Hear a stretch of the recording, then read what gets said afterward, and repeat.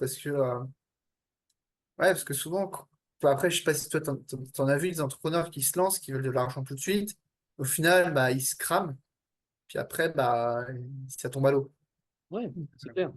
Et puis, ils se crament très souvent, je pense, parce que la première chose, c'est qu'ils n'ont pas pensé à développer leur réseau. Et donc, du coup, ils se sont focalisés sur les clients et pas sur construire des bases. Bien sûr qu'il faut des clients dès le début, parce que si tu n'as pas de clients, tu n'as pas de chiffre d'affaires. Si tu n'as pas de chiffre d'affaires, comment tu payes ton loyer? Donc, du coup, bien sûr qu'il faut faire du chiffre d'affaires. Mais si tu consacres 100% de ton temps à trouver des clients, déjà, à quel moment tu te mets à produire et à quel moment tu commences à préparer le mois suivant? Donc, en fait, il faut réussir à trouver le bon positionnement, le bon tag de marché pour que le chiffre d'affaires que je génère me permette de consacrer un tiers à ma prospection, un tiers à ma production et un tiers à construire le mois suivant, en fait. Et à peu près, hein, c'est pas exactement un tiers, mais dans les grandes lignes, en gros. Hein. Et souvent, on ne pense pas à ça. On y pense, on commence à le comprendre au bout de quelques années.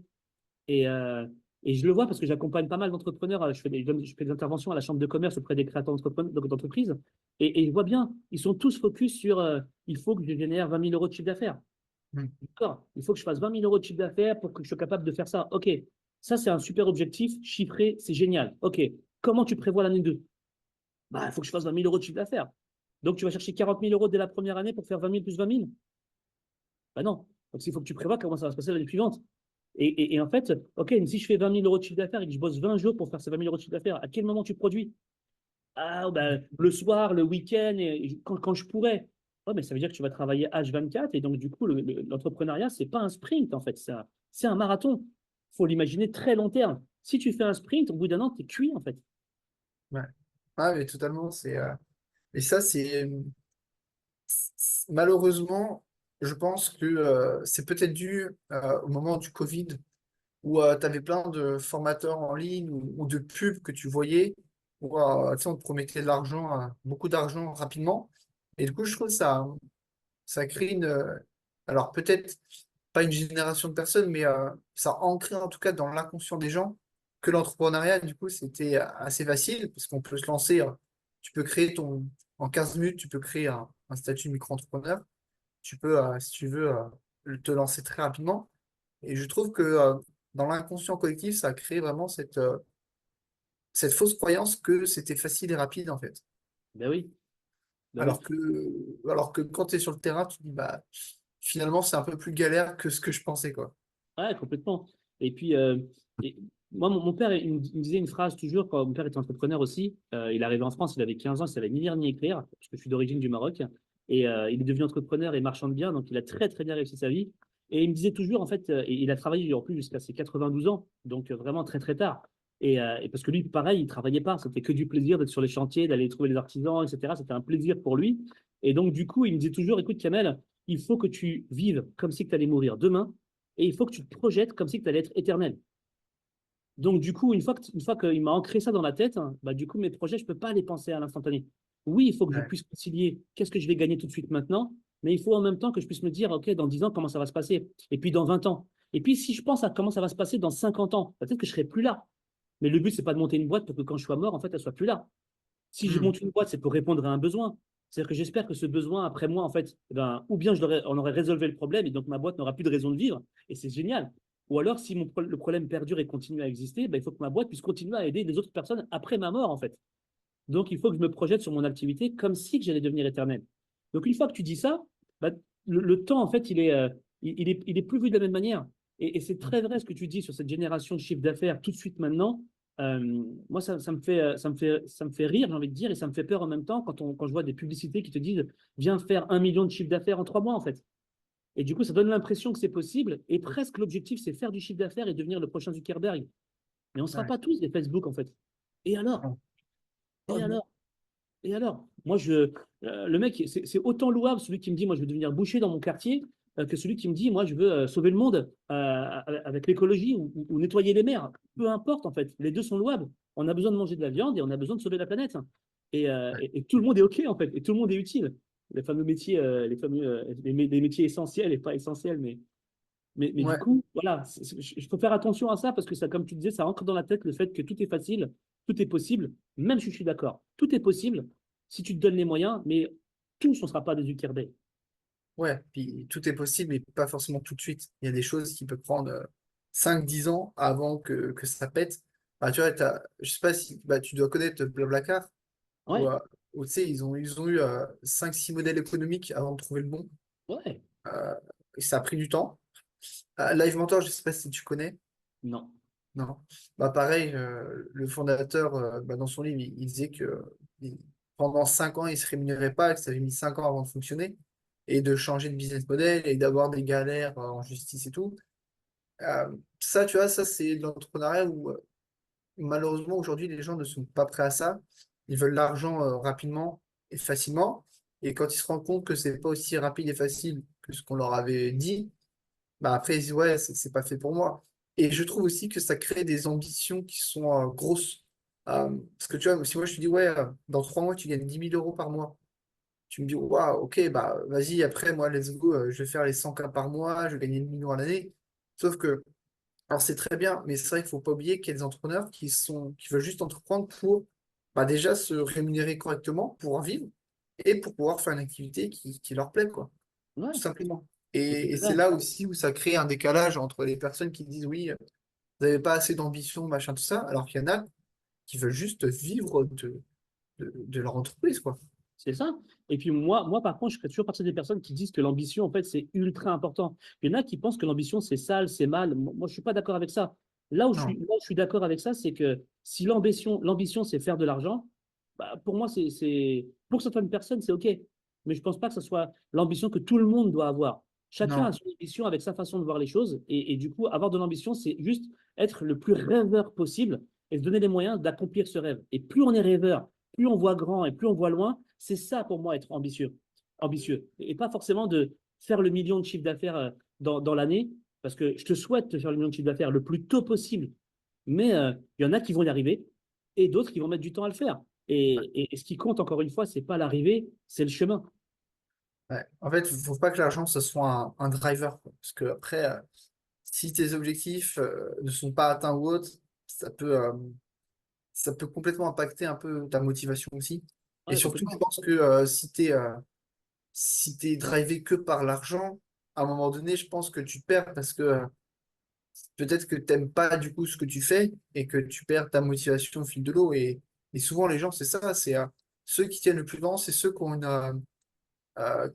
envie d'être utiles Ouais, pour la société, que ça soit utile aux autres, ou tu parlais un peu d'environnement ou autre, ou le boucher du coin, tu vois.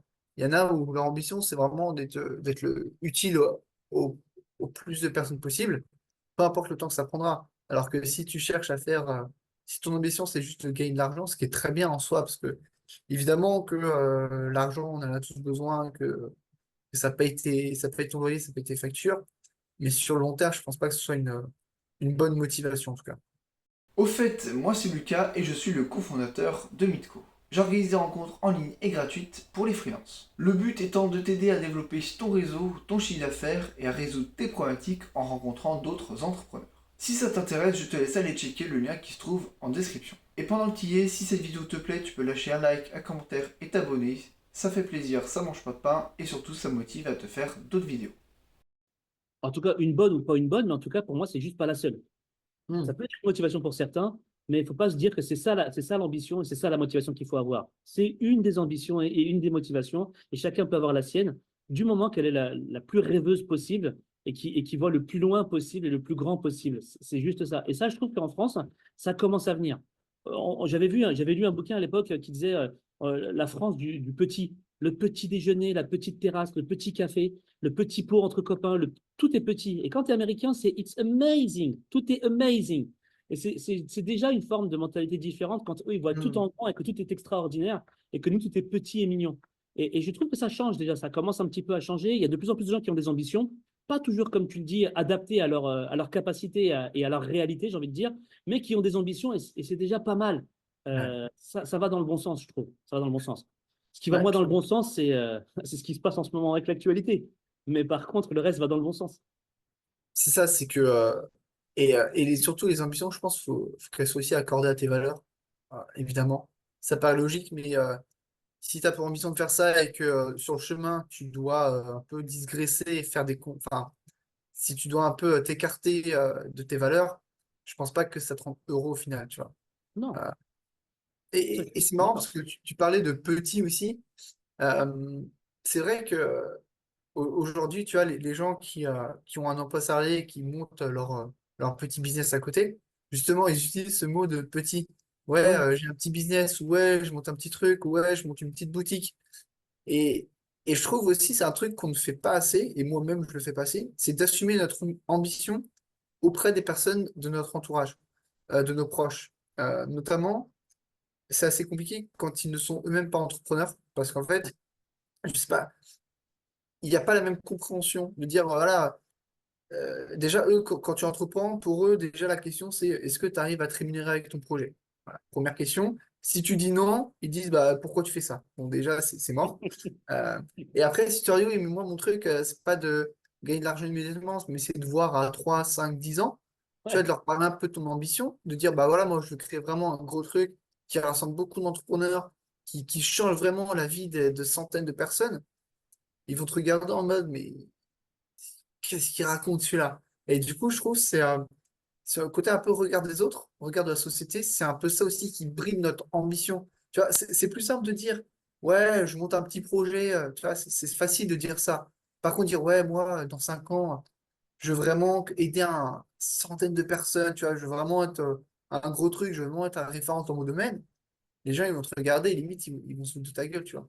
Ouais, c'est clair. Mais même sans avoir une ambition démesurée par rapport à son projet, t'en as qui en ont une. Et tant mieux, et c'est super. Mais même si tu décides de monter un business à côté, c'est le mot petit, en fait, qui, pour moi, en fait, affaiblit ta vision. C'est que celui qui a monté, qui a monté une petite boîte à côté de son activité, bah, c'est pas une petite boîte. C'est quoi? Il a monté une boîte, en fait. J'ai Ouais, monté une activité. Assumons tout simplement ce que c'est. Et de se dire que c'est petit et de le présenter de manière petite, j'ai l'impression, moi, que ça conditionne dès le départ, en fait, ta façon d'élaborer ta vision. Ça restera petit parce que tu en parles de manière petite. Et donc, si tu vraiment. vois grand, bah, tu vas construire de manière à ce que ce soit grand. Donc, c'est toute une dynamique et un mindset qui fait que tu vas construire grand tout de suite. Quand je développais le Welcome, mon ambition du Welcome à l'époque, c'était vraiment local. C'était devenir un acteur local, en fait. Et c'est ça l'ambition du Welcome. Je n'ai pas d'ambition d'amener des gens de Marseille ou de Belgique ou de Suisse. C'est vraiment un concept qui a pour ambition de devenir visible et important localement parlant. Par contre, quand je crée Other, ma dimension, ma façon de voir les choses, elle est déjà internationale. Donc, tout ce Ouais. que je construis, tous les process que je mets dans ma tête, c'est pour aller chercher l'international. Et bizarrement, très vite, j'ai construit des nouveaux départements. Alors qu'en temps normal, j'aurais mis beaucoup plus de temps. Du Ouais. coup, aller ouvrir le département, ça m'a semblé facile. Et l'international me semble difficile, parce que c'est la fameuse la fameuse zone de confort. Alors que Mm. j'aurais pensé régional, j'aurais pensé départemental, rien que la région d'à côté, ce serait déjà un gros truc en réalité. Alors que le fait de penser international, d'être en Charente-Maritime ou dans l'Oise, bah, c'est normal parce que c'est déjà en dessous de mes objectifs, de mon ambition. Donc, c'est tout mon Ouais. mindset qui s'est adapté, l'échelle, j'ai envie de dire, l'échelle de ma façon de C'est penser ça. qui s'est adaptée, qui a changé. Totalement. Bah, c'est un peu comme les gens qui disent, ouais, genre, si tu dis, OK, aujourd'hui, tu vois, je vais faire 10 millions, tu vois. Ouais, Donc, en fait, tu vas penser à comment faire 10 millions. Et du coup, en fait, tu vas mettre en place des stratégies dans ton mindset qui vont peut-être te faire atteindre 1 million assez rapidement. Alors que si ton objectif, c'était, bah, moi, je vais faire 1 million, ça se trouve, tu n'aurais pas pris les mêmes décisions.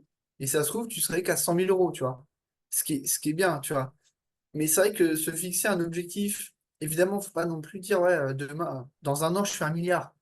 Voilà, il faut quand même voir un objectif qui soit assez réaliste, avec un laps de temps qui soit aussi réaliste. Si tu me dis que l'année prochaine, tu fais 1 milliard, je te dis, OK, je le souhaite. je te le souhaite, mais bon, compliqué quand même. Tu vois, par contre, Ouais, si tu me dis, ouais, dans 5 ans, je vais faire 10 millions, je te dis, OK, c'est jouable. Et du coup, ouais, comme tu l'as dit, tu mets en place les actions. Toi, ton but, c'est d'aller à l'international. Et du coup, les actions que tu mets en place aujourd'hui, peut-être que tu vas plus vite aller en local parce que ton objectif final, c'est international. C'est ouais. exactement pareil quand tu prospectes ou tu vois, il y en a qui disent, ouais, allez, je veux prospecter 5 clients par semaine. Je dis, mais non, si tu vises 30 clients par semaine, peut-être que tu n'en feras pas 30, mais peut-être que tu en feras 15. Et 15, c'est mieux que 5. Tu vois, c'est toute une question de Je suis perspective et complètement d'accord de avec limite. toi. Et imagine-toi si maintenant tu vas encore plus loin que ça et que tu te dis, vas-y, mon objectif, c'est pas de faire 1 million. Vas-y, mon objectif, en fait, c'est de pouvoir aider X personnes ou de répondre aux besoins de X personnes. Du coup, on n'est plus dans un objectif d'argent, dans un objectif de mission. Et quand tu as des Ouais. objectifs de mission, en fait, eh ben, il n'y a pas de déception. Parce que pour moi, le problème de l'objectif chiffré, même si pourtant il est important pour qu'on puisse se projeter sur des prévisions financières, quand tu veux avoir des levées de fonds, bon, moi je ne veux pas de levée de fonds, mais quand tu veux des levées de fonds, tu as des logiques financières qu'il va falloir avoir. Parce que si tu te mets une logique financière, en tout cas pour ma part, ça va m'obliger en fait à faire des choix et à renier ma vision pour qu'elle soit rentable et non pas répondre aux besoins de mes clients. Du coup, j'ai envie de me dire, j'ai envie de créer un projet, un concept qui soit efficace pour mes utilisateurs, alors que si je voulais faire de l'argent, j'aurais fait d'autres choix où j'aurais transformé le concept en lui-même pour qu'il puisse faire plus d'argent, mais pas forcément être aligné avec ma vision. Du coup, ma priorité, ce n'est pas mon chiffre d'affaires, ma priorité, c'est ma vision. Et je suis convaincu que si j'arrive à atteindre ma vision, en fait, je vais faire du chiffre d'affaires. Ouais. Donc, c'est pour ça que même le choix stratégique de la partie financière, pour certaines activités, elle est indispensable. Oui. Pour d'autres, je pense qu'il faut faire attention à ne pas faire, à monter un business pour faire de l'argent, parce que du coup, tu vas faire des choix qui vont t'emmener à faire des choses qui ne sont pas en rapport avec ta vision, tout simplement. Ouais. C'est ça. Je ne dis pas encore une fois que c'est une vérité, je dis simplement que c'est valable pour moi, en tout cas. Après aussi, tout dépend de la situation de départ. Tu vois, si tu es vraiment dans une situation où tu as besoin d'argent rapidement, évidemment que tu n'auras pas les mêmes drivers que si tu es déjà bien et que tu te dis, bah, c'est bon, je suis pas à 3 ou 5 ans près. Et ça dépend aussi de ton activité. Il y a des activités où tu dois rendre des comptes. Par exemple, si tu fais un emprunt à la banque pour monter une boucherie, par exemple, là, voilà, évidemment que tu as des drivers d'argent parce que tu dois des comptes à quelqu'un Ouais. ou que tu lèves des fonds, c'est pareil. Euh, Oh. mais évidemment, si t'as pas ça, donc tout dépend aussi de ton, on va dire, ta maturité et ton domaine d'activité. Si tu veux d'autres conseils en networking, je t'invite à rejoindre ma newsletter où tous les dimanches à 18h, je te donne des conseils pour développer un réseau qui va t'apporter des clients. J'organise également des événements pour freelance que je te partage dans la communauté WhatsApp que j'ai créée, que tu peux rejoindre avec le lien qui se trouve en description. Et sur ce, je te dis à la prochaine dans une autre vidéo. Salut!